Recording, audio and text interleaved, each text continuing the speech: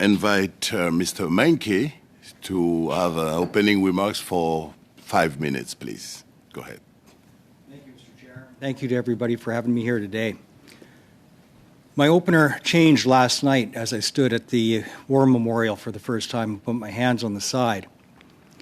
I'm not exactly storming the beaches of Normandy here today, but I got about 30 minutes sleep last night. I am not here lightly, and I am under some duress as I sit here because I am an injured veteran. I've been in the system since 2017, hardest phone call I've ever made in my life, and I receive veteran benefits, and I have in the works veteran benefits. And I would be remiss if I wasn't to mention that I do feel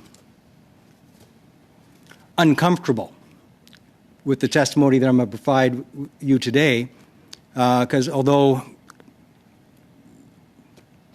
it should be unlikely, I do have a legitimate fear that my current benefits may be affected and my ongoing claims may be affected as a result of my testimony that is not quite as generous to Veterans Affairs as the Colonel you just heard.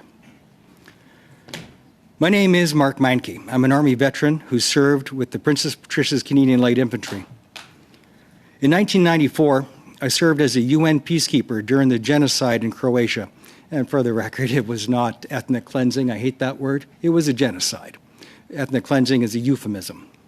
I was on rotation for Operation Harmony. As a result of my service and numerous incidents that happened during my tour, I was injured with PTSD, but of course in 1994 nobody had a clue what the heck that was. So I went undiagnosed for 23 years. You want to see a 23-year train wreck? I'll give you my biography. And that is the common story. I run into veterans that are Vietnam and Korea veterans that are just now reaching out for help. People in their 70s and 80s that are just now reaching out for help. So when you make that first phone call, pardon me, when I made that first phone call, it was a 1,000-pound telephone. For some reason in my distraught mind, I decided to reach out to the Legion. It just seemed like the reasonable place to go. And I got lucky. They took the ball and they ran with it. They were Johnny on the spot. Bing, bang, boom. I got a veteran claim in. The very first thing I said is I don't want any money.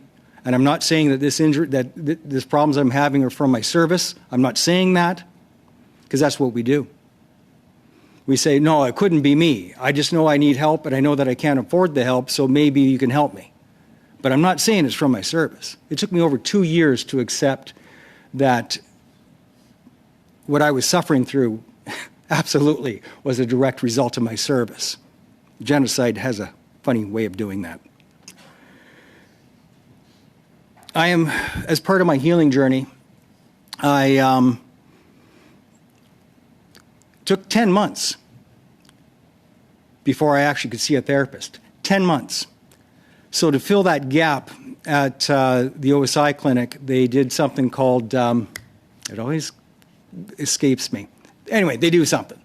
And it's a stopgap measure that none of us like and really has little to no value because of how it's operated. But it was something. It got me in the system and it got the ball rolling. And as I attended one of these, of the 10-week program or whatever it was, a fellow veteran who runs peer support put his hand on my shoulder and said, let's talk. You should come off to peer support. I'm like, no, that's not for me, man. Peer support, what am I going to do? Hold hands and sing Kumbaya? That's not me. But he convinced me, and I went, and it grew. Then I became a peer support facilitator a year later, and people would drive for 2 hours to be a part of that group. Really? 1 minute? Great. From that, it evolved into a podcast because I wanted to scale what I was doing to help more people. And now it's the largest in the world of its kind, where people find help through my podcast and get access to resources through my podcast. The veteran, as a result of that this is all about, came to me directly and gave me 2 recordings that were said on Wednesday to not exist. And they are in my possession, and they're on my phone.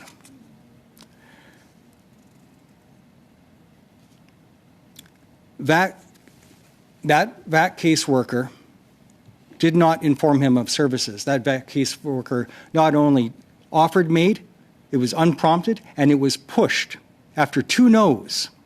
You'd think 2 no's would do it. It did not. I have here the transcript, which of course I cannot get a hold of the veteran because he was so distraught he left the country. Pardon me. So I will refer to the transcripts, which I made personally, to answer any and all of your questions.